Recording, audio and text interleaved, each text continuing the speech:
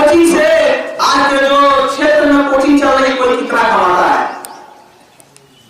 मैं सुबह 3 घंटे पढ़ाता हूँ, शाम को 2 घंटे पढ़ाता हूँ, 5 घंटे पढ़ाता हूँ और रविवार के दिन जो है ये कार्य करता हूँ।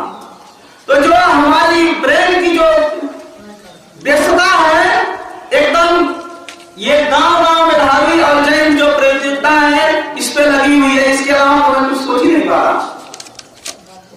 इसलिए आप सबको जय हिंद, जय राधे, जय ग्राम सभा महिला, जय भारत। बहुत बहुत धन्यवाद गुरु जी।